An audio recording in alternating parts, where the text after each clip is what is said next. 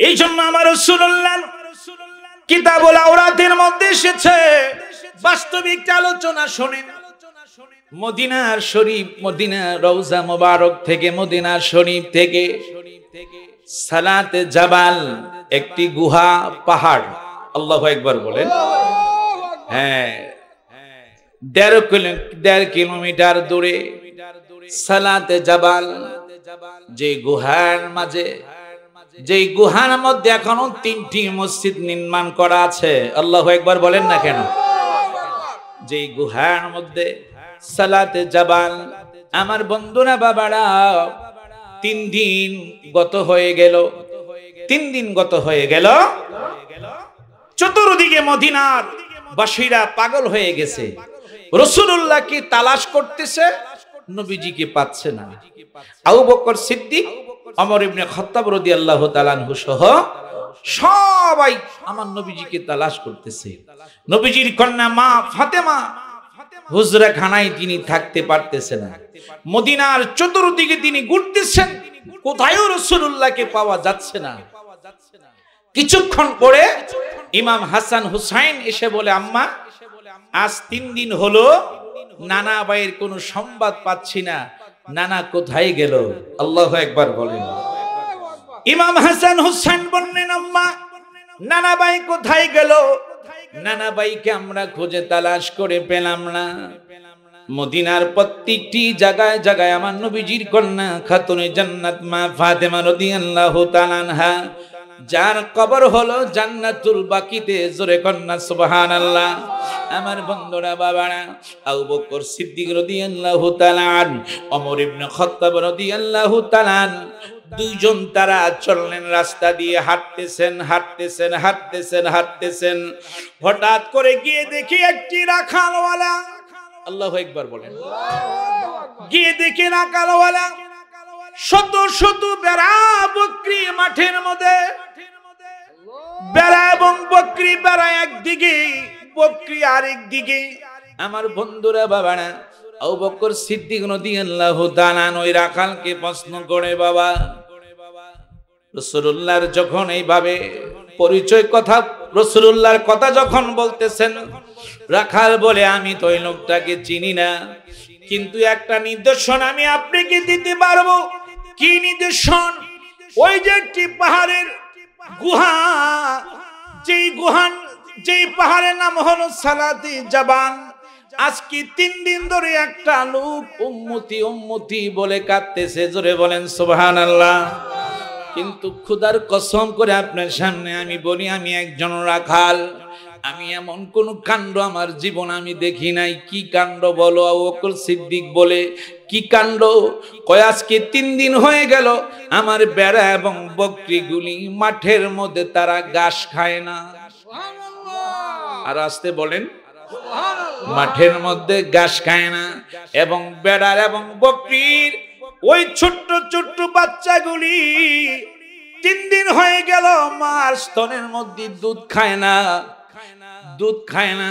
বেড়া বকরিগুলি আকাশের দিকে তাকায়া তাকায়া শুধু নবী নবী নবী নবী কইয়া কান্দে।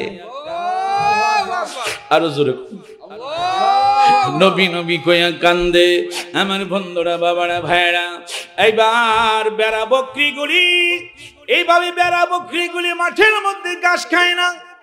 হঠাৎ করে বেড়া বকরিগুলি মাঠের মধ্যে ঘাস খায় না। আমার বন্ধুরা, ওই রাখাল বলতেছে, আপনি কে গো? আমি তো আপনাকে চিনি না, মেহেরবানি করে ওই লোকটাকে তাড়াতাড়ি করে সেখান থেকে নিয়ে যান, না হয় আমার বেড়া বকরি একটা বাঁচবে না। এবার আবু বকর সিদ্দিক বলতেছে, ওই আমার ভাই, আমার বুঝেছি, উম্মতের কান্ডারি দয়াল নবী ছাড়া আর কেউ ওই গুহার মাঝে কাঁদবে না। আরো জোরে বলেন, পশু পাখি দেওয়ানা তোমার,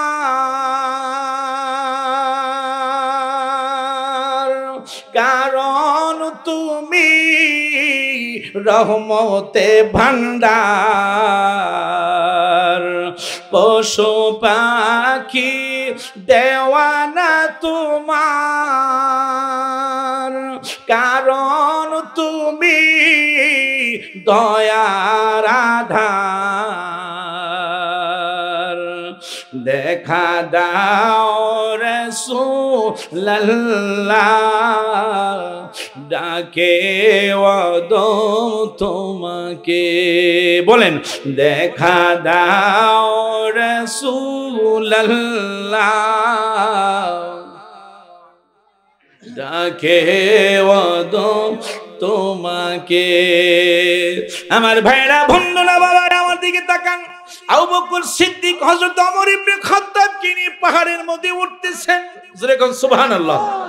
সালাতে জাবাল পাহাড়ের নাম। বন্ধুরে গিয়ে দেখি ওই গুহার ভিতরে আমার দিনের নবী, উম্মতের কান্নারে নবী সেজদায় পড়িয়া রব্বি হাবলি উম্মতি বলে কান্দে।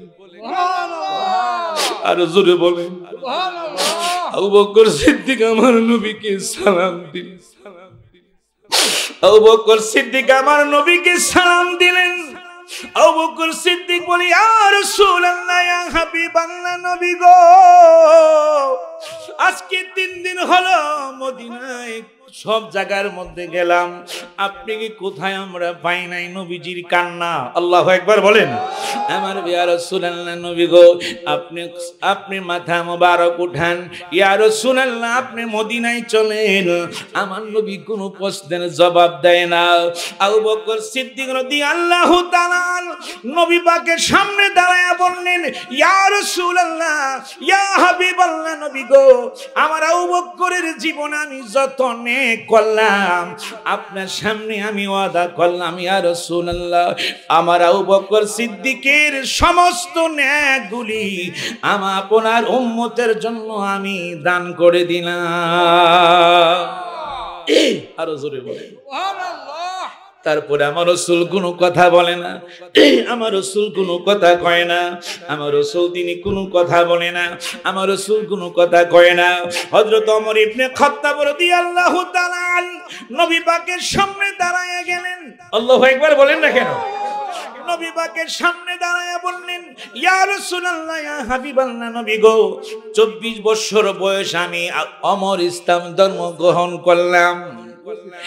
24 বছর বয়সে আমি ইসলাম ধর্ম গ্রহণ করলাম। ইয়া রাসূলুল্লাহ, আমি ওমর ইসলাম ধর্ম গ্রহণ করার পরে আপনি নবী নিজেই প্রকাশ্যে খানায় কাবায় নামাজ হয়েছে, আযান হয়েছে। আরো জোরে বলেন। এর আগে কোন প্রকাশ্যে খানায় কাবায় নামাজ পড়তে পারে না।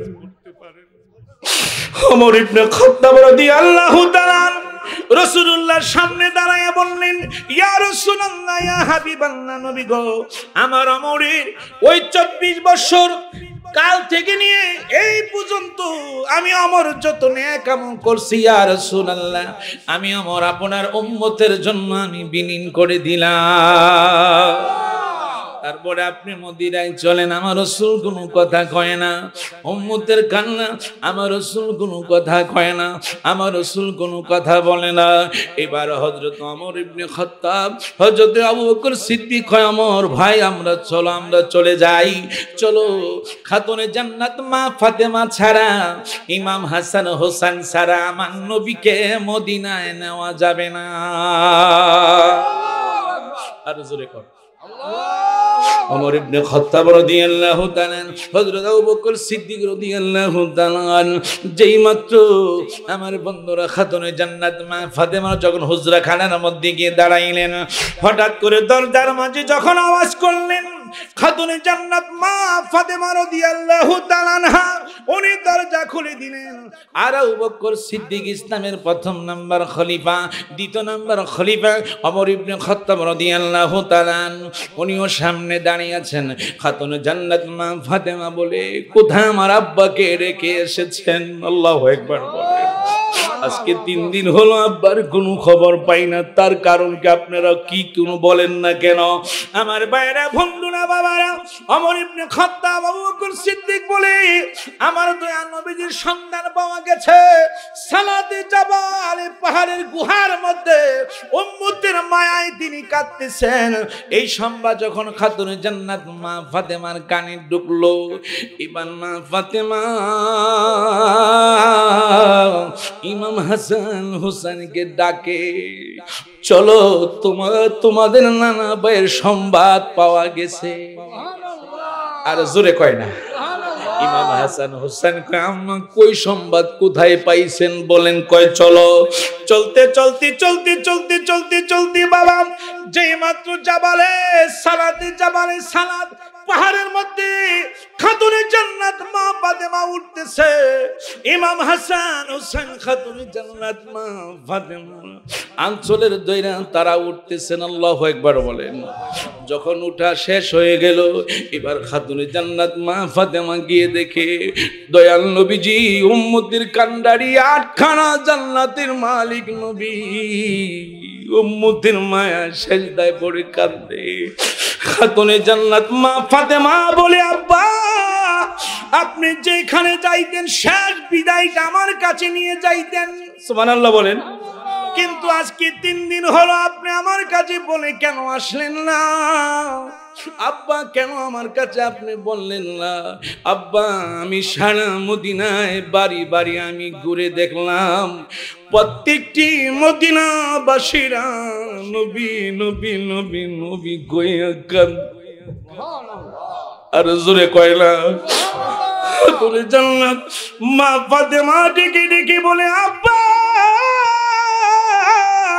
আমি ফাতেমা মদিনার প্রত্যেকটি কোনায় কোনায় গেলাম, বাড়ি বাড়ি গেলাম আব্বা। শুধু মদিনাবাসী নয় আব্বা, যারা মায়ের স্তনে বাচ্চারা দুধ খায় আব্বা, প্রত্যেকটি মায়েরা বলেছে আমার কাছে আজকে 3 দিন পর্যন্ত ছোট্ট ছোট মাসুম বাচ্চারা পর্যন্ত মায়ের স্তনের মধ্যে দুধ খায় না।